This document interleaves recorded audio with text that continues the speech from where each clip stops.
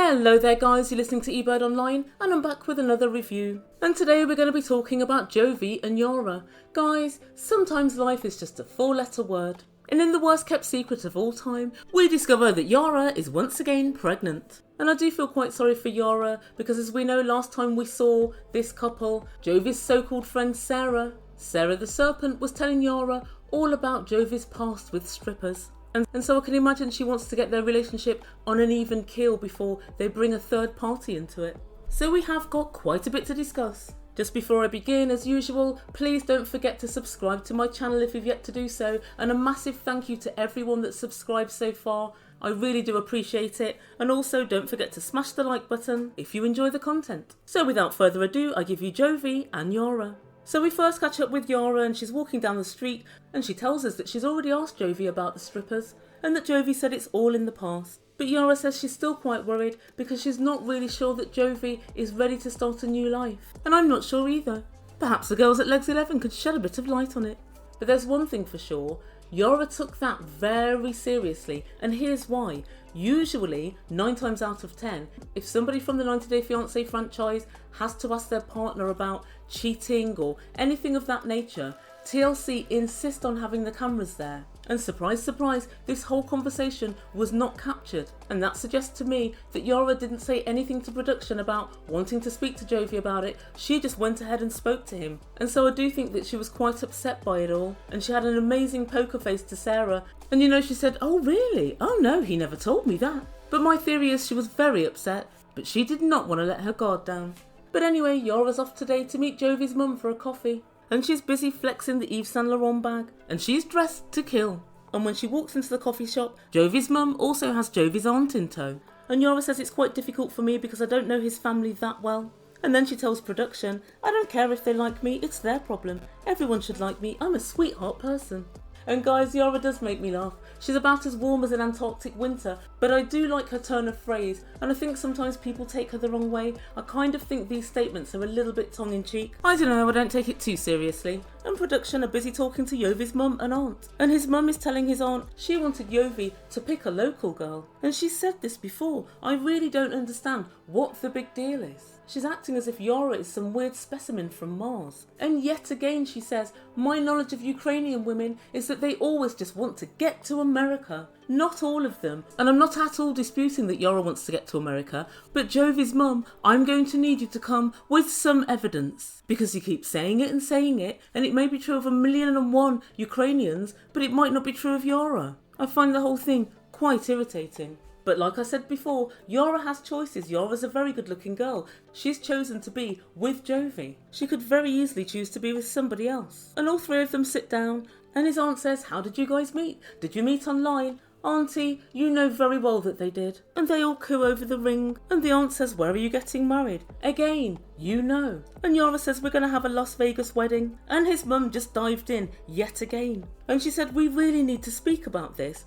That's why you've brought the aunt. Just so you can have a bit of backup." And she said it's in our Cajun nature. We have a big wedding and all our family and friends get together. It's not just Cajun nature. Everybody has a wedding with family and friends. Everybody does it worldwide. But Yara says once again, I do not want to have a wedding without my family being there. They're unable to get a visa, so therefore we're just going to have a wedding us two quietly, and that's it. And his mum looks desperately unhappy. Oh good lord, Jovi's mum, sometimes no is a complete sentence. And I can actually see both sides. I understand why his mum's thinking, well, why can't we just have a wedding? What's the big deal? But I understand that Yara doesn't want to upset her mum and her family as well. But I don't understand why Jovi's mum doesn't just use her brain. Why don't you give Yara other options instead of just trying to pressurise her into doing what you want by making the same argument again and again? The definition of insanity is doing the same thing and expecting a different outcome. So here's what the Ebird would do. The first thing I'd say is, why don't you have one wedding here and then a year later, why don't you have a big wedding in Ukraine and we'll all come over and we'll have a second wedding? She may change her mind, you don't know. The second thing I'd offer is, why don't we have your parents come over here in a year's time and we'll have another great big wedding party and it will give them then a whole year to get their visa together. The third option might be to just shut up talking about it altogether now and then just throw them a surprise wedding party when they get back from Las Vegas. There's many ways to skin a cat, but Jovi's mum doesn't seem to be able to think of anything except for butting her head against the same wall. It's not working, my love. It's not working. And then they got to chit-chatting, and Yara lets out that she was engaged previously. And his mum said, "What? You were engaged before?" And she said, "Well, yeah, I mean, it wasn't a real engagement. He gave me the ring and then I decided I didn't want to get married after all, so we just called it off. Our parents didn't meet or there wasn't a party or anything like that. But that doesn't matter. Jovi's mum's determined not to like Yara, no matter what. And she tells production, I've met Yara a couple of times and she's a nice girl, very begrudgingly mind you, but she's been engaged before. This rings alarm bells, and I wonder, why did it all end? I wonder, does Jovi know that she was engaged before? I wouldn't think that Jovi would care. Jovi's secrets are far more salacious than Yara's could ever be. She doesn't see it as a big deal, otherwise you wouldn't know she was engaged before. And Jovi's mum's trying to make a mountain out of any old molehill she can find.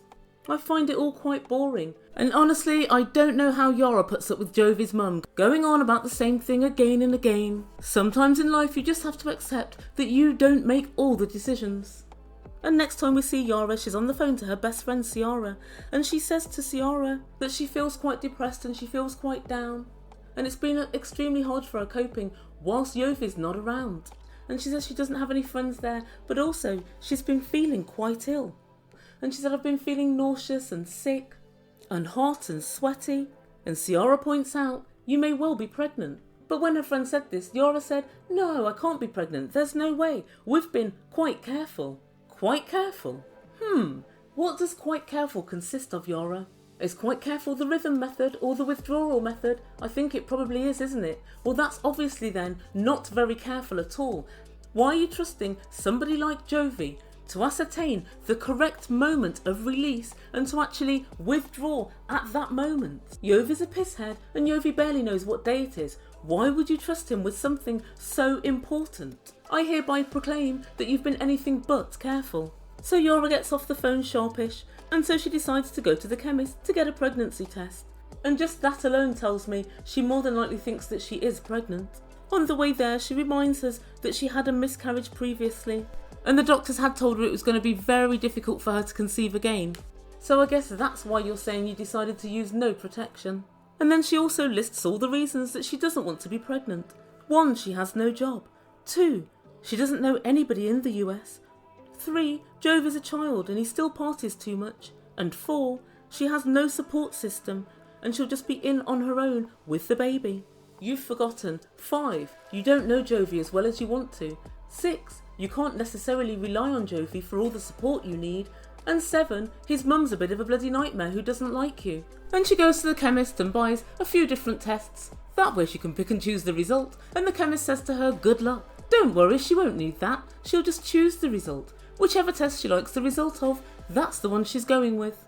And so the next bit absolutely had me cracked up. Yara went into the toilet to, well, wet the stick. And we were treated to the sound effects of a horse pissing in the toilet. TLC, couldn't you get any more realistic sound effects? Guys, it was the loudest weeing I've ever heard. And so while she's waiting for the pregnancy test to develop, she gets her friend back on the phone and she turns the test towards her friend and she says, what do you see? Tell me if I'm pregnant. And her friend said, oh my God, I can see that you are, but I don't want to believe it's true. And her friend confirms, yes, you're with child. We know she's with Jovi. We want to know if she's pregnant. Oh right, that's what you mean. She's pregnant. Oh dear. And Yara says, I can't believe it. We were so careful. So careful is the pill. So careful are condoms. If a condom split, then yes, that's bad luck. I don't think that's the case. If careful means relying on an idiot, then yeah, I guess you were. But I don't think you were careful in any meaningful way. And then she said, I just can't understand how this has happened. Yara, let me briefly explain. It starts when a man's very in love with a woman. One day, the woman ovulates, and a little baby egg goes down your fallopian tube. And then the lady's husband, or sometimes boyfriend, and sometimes random, and sometimes client, ejaculates anything from 40 million to 1 billion sperm inside the lady. One of the sperm, we'll call it the unfortunate, swims as fast as it can, and it wins the race to meet the egg. And when they meet together, a little baby is created. 9 months later, said baby is forced through the vaginal passage and spat out into the world. I do hope that the Ebird has explained it in enough detail for you to be able to understand now, Yara. And Yara finishes up the call by telling her friend she's going to wait till tomorrow until Jovi comes home before she tells him the great news. And she says she's worried because she doesn't know how he'll react. He'll react, Yara, in the same way he reacts to every bit of news. A bottle of tequila with a whiskey chaser. And next time we see Yara, she's getting ready to go and see Jovi. And she's very happy. She said, I won't be all alone anymore. You're not anyway. There's a baby inside you.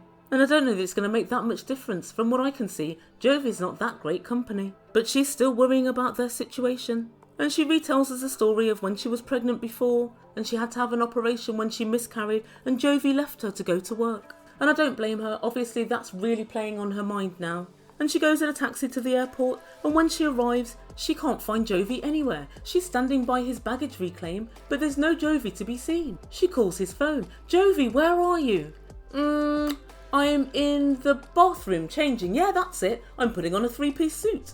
And as far as I'm concerned, that's New Orleans code for I'm getting pissed at the arrivals bar. And surprise, surprise, Jovi turns up 15 minutes later with old scrunched up clothes on and a Jack and Coke in hand. Yara of course starts moaning and says, I can't believe you smell of whiskey at 8:50 in the morning. And Jovi can't understand what all the bloody fuss is about. And he says, I'm sure she drinks when she's flying. Yes, she does, Jovi, because you send her on a 300-hour round-trip flight via Mars. Of course she's bloody drinking. It's the only way to get through that. Jovi booked Yara's flights with NASA. And she moans all the way outside and all the way to their taxi. And I can see Jovi's thinking, I thought she'd be happy to see me. Finally she's not on her own. But she's just stressing out about me drinking. I just don't understand what's going on. And so that's where we leave this couple for this week.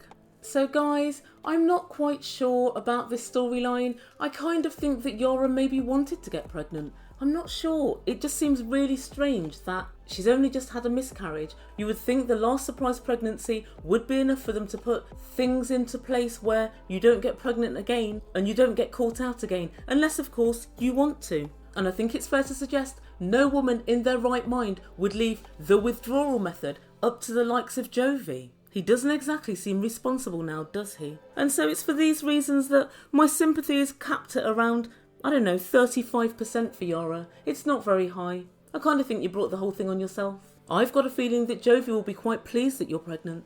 But it has to be somewhat of a worry for Yara that Jovi hasn't really invested in them sufficiently for them to have a baby at the moment. Their apartment certainly isn't big enough for any more than, well, really one, but I guess 2 at the moment. So they'll certainly need to move very quickly. And whilst I think he does have quite a bit of money, I think Jovi's idea of investment is splitting his wages between his wallet, the local bars, and his favourite strippers. He's going to have a 180-degree lifestyle change to incorporate this baby into his life. And I don't know if he's going to be able to do that as quickly as needs be. And even though both of these guys are in their 20s, they're both quite young for their age. Especially Jovi, but even Yara's quite young. I mean, I'm not sure how old she is. I think she's about 25, but well, who cares? I mean, I'm pretty sure that Yara assesses her age in terms of Instagram likes and not pesky old school years.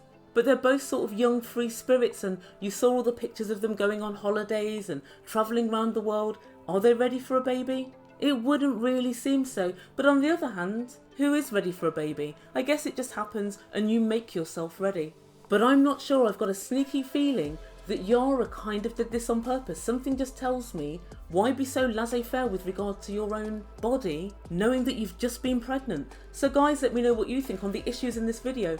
Firstly, do we think that Jovi's mum likes Yara? I don't think she does, and I don't think it's for a good reason. I think it's more or less just because she's Ukrainian, and she thinks that Ukrainians are gold diggers. Also, what do you guys think about this wedding? Do you think that Yara's within her rights to say, I want to just have a small wedding in Las Vegas? Or do you think she should be acquiescing to his mum's wishes for her to have a big wedding? And then finally, do you think that Yara got pregnant on purpose? The jury's out at the moment, but I will be looking for more evidence. So guys, let me know what you think in comments down below, and I'll be back very soon with another video. Please don't forget to subscribe to my channel, and also don't forget to hit that notification bell so you don't miss any videos. And I'm also toying with the idea of reviewing Married at First Sight, America's season 12. I've watched the first couple of episodes. I'm going to decide on Wednesday when the next episode is out, if I'm going to bother. So let me know what you think about that in comments down below as well. And I'll see you very soon. You've been listening to Ebird Online, and I bid you good day.